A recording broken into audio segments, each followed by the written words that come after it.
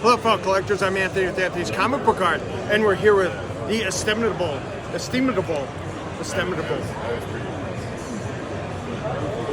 Terry Dodson. Yes, the Terry Dodson. Terry, so you broke out some new stuff here at the show, and you said you did great. That's awesome to hear. Yeah. I hit you up. We did a nice deal. Thank you very much. And one of the things that I picked up was a vintage Harlequin page, which is kind of where you came into my, presence of mind, right? Right. Do you feel like that was your breakout Book? book? For sure. No. The Harley book was the first book where I really had the chance from like the first issue to I had the facilities of skills that I was confident in what I was doing, but it was also a book I was very excited about, and it was launching like a year in advance, so we had the time to do a good job. I picked inker, letter, colorist, and I was working on something I was super excited about. So. And you picked your wife as the inker in that too? Yes. And is she self-taught, or you trained her, or she was in art school type of gal? She got her art or bachelor's degree in interior design, so her experience is from that background. Well, you got to draw stuff there. Exactly. Yeah. So when I first met her, she was actually a painter. And this is like cool. high school/college era. And then she got her degree in interior design, and I was working in comics for a couple of years. And I had her try out a brush to see what she could do. Yeah, this is a brush. And she had instant control. Wow. Which no one. Yeah. So I hooked up with Gary Martin, who was here in town. Yeah, I have a beautiful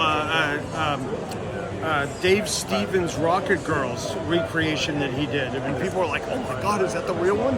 And I'm like, "No, but Gary's got a great line."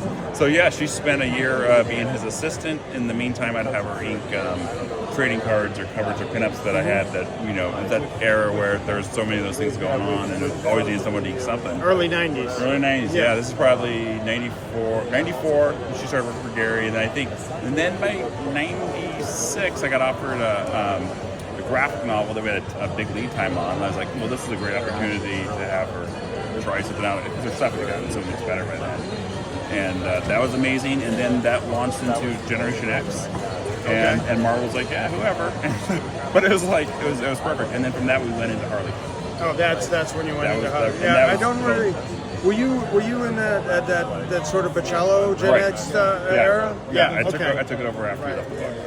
Oh, after he left. Okay, yeah. So how many issues did you do that? It's like 38 to 62 or 24 issues. Okay. Yeah, with fill-ins, but yeah, it was a real nice run. And on that book, working in the trenches for those 2 years with Rachel, we really got our stuff figured out.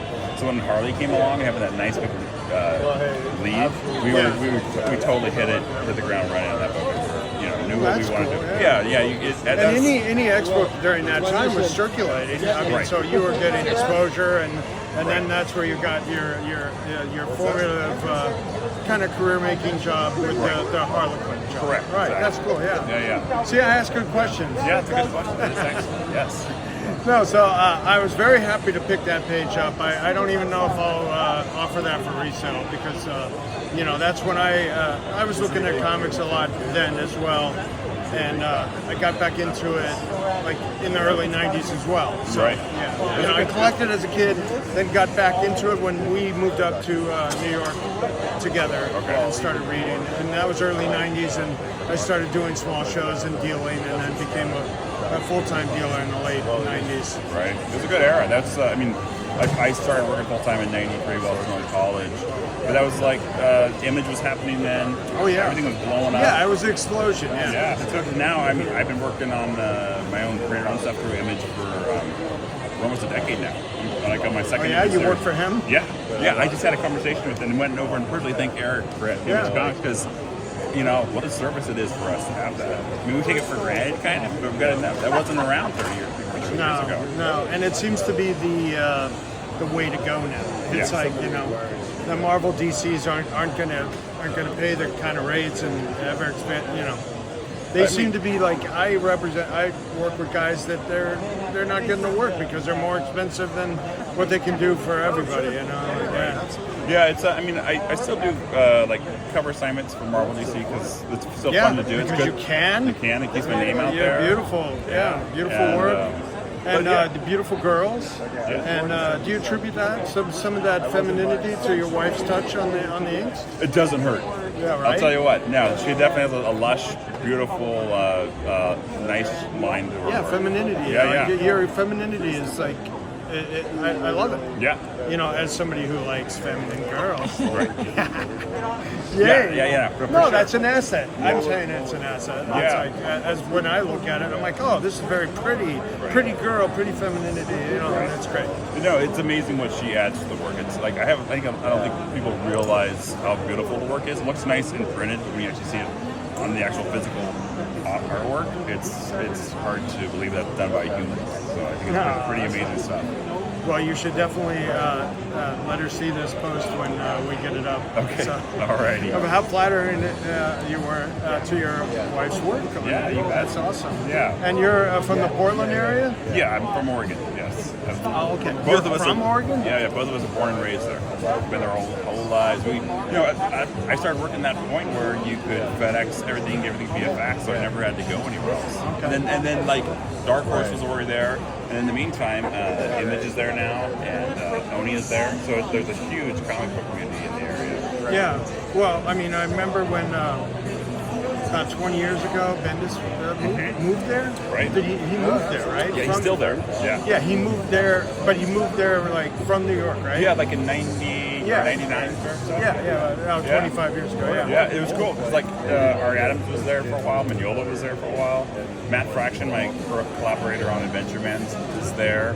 There's literally, you literally can't like walk down the street in the Portland without bumping into someone who's working in comics or That's animation cool. or And you had a storyboard. supportive community within the comic book world Yeah. that was conducive to your creativity. Yeah, That's awesome. it's really nice to be able to go hang out with anybody anytime. Yeah. That many cool people around. So as far as your creator on, who are you writing that yourself? Well, so the Adventure Man book, Matt Fraction's writing. Oh, Matt Fraction. And then I'm actually beginning to write my next story run book that'll be out in a year or two. Matt Fraction was Sex Criminals, right? Correct. Yep.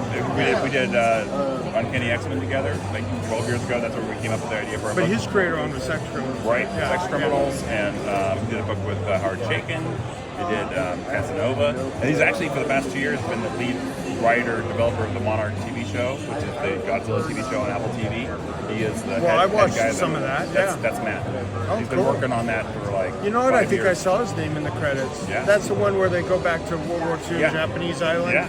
and you have baby Godzilla there, Yeah. and then it grows up, right? Yeah. I watched some of that. So the only comic book that Matt has written for the last 5 years is my book.